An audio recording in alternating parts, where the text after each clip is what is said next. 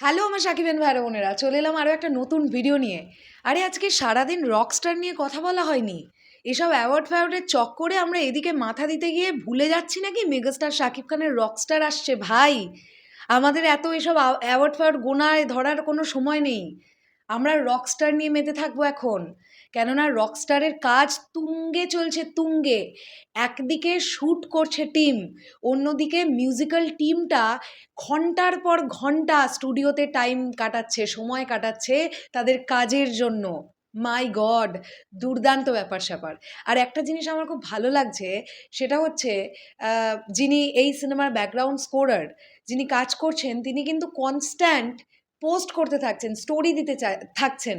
জাহিদ নীরব, তিনি কিন্তু স্টোরি দিতে থাকছেন। এই দেখো, এই স্টোরিটা তিনি দিয়েছেন, যেখানে দেখতে পাওয়া যাচ্ছে অলরেডি আমরা বুঝতে পারছি ড্রামার যিনি আছেন তিনি ড্রামসের রেকর্ড করছেন অ্যান্ড অল, পুরো ব্যাপারটা চলছে। জাস্ট দুদিন আগে আমরা দেখেছিলাম যে অঙ্কন কুমার গায়ক, যিনি রোম্যান্টিক গানটা গাইছেন, সরি, অঙ্কন কুমারের ছবি আমরা দেখিনি, আমরা দেখেছিলাম আহমেদ সানির ছবি। তিনি রকস্টারের জন্য গান রেকর্ড করছেন। কাজে একদিকে যেমন সিনেমাটা ফ্লোরে, অন্যদিকে মিউজিক টিমটাও কিন্তু একদম দুরন্ত গতিতে কাজ করছে, কারণ এই সিনেমাতে অত্যন্ত গুরুত্বপূর্ণ ভূমিকা রাখবে এই সিনেমার গান, এবং অবশ্যই গুরুত্বপূর্ণ ভূমিকা রাখবে এই সিনেমার ব্যাকগ্রাউন্ড স্কোর।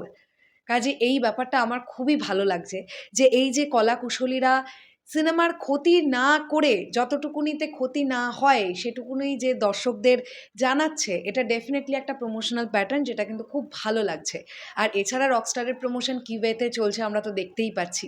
ক্রিকেট ম্যাচে রকস্টারের পোস্টার দেখতে পাওয়া যাচ্ছে, মানে একদম গ্রাউন্ড লেভেলে রকস্টার টিম প্রমোট করতে শুরু করে দিয়েছে তাদের ছবিকে। এখন দরকার হচ্ছে একটা কন্টেন্ট, যেটা আমরা নেক্সট মান্থের একদম শুরুর দিকে পেয়ে যাব বলে আশা করছি। আর বেশি দিন তো ওয়েট করতে হবে না, আর 6-7টা দিন আমরা ওয়েট করব। ততদিনে রকস্টার টিম শ্যুটের কাজটাও বেশ অনেকটা এগিয়ে ফেলবে।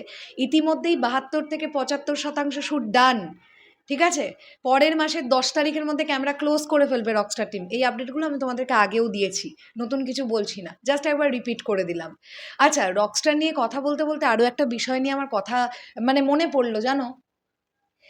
এই যে বরবাদের রেকর্ড কিন্তু এখনো শেষ হচ্ছে না। চাঁদ মামা গানটা কিন্তু অলমোস্ট 200 মিলিয়ন হিট করতে চললো। ইয়েস, তোমরা ঠিক শুনছো, 180 মিলিয়ন থেকে 182 মিলিয়ন ভিউজ হয়ে গেছে গানটার ইউটিউবে শুধু। রিয়েল এনার্জি প্রোডাকশন হাউস এবং প্রীতম হাসান, দুটো চ্যানেল, আমি দেখেছিলাম আজ থেকে 1.5 দিন আগে 90+90 মানে 180, 180 মিলিয়ন প্লাস ভিউজ।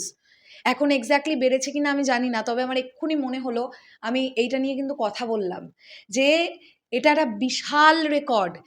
যদিও মেগাস্টার শাকিব খানের তুফান সিনেমার দুষ্টু কোকিল বা লাগে উড়াধুরা 500 মিলিয়নের ওপর ভিউজ আছে, সেটা কথা না, কিন্তু বরবাদের চাঁদমামা গানটাও কিন্তু টুকটুক টুকটুক করে এগোচ্ছে। 200 million, it's not a matter of joke. দারুণ ব্যাপার, দারুণ ব্যাপার। চলো শেষ করলাম ভিডিওটা, আসছে আবার খুব শিগগিরই, তাহলে এখনের জন্যে টাটা।